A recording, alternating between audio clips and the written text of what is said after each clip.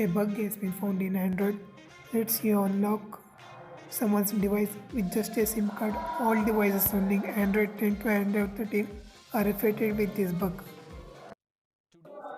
Jio to provide complete 5G coverage in Kolkata by June 2023.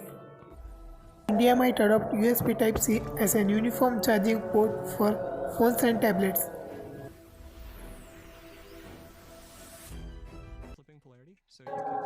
USB Type-C 240-watt fast charging smartphone will be launching in Q1 of 2023.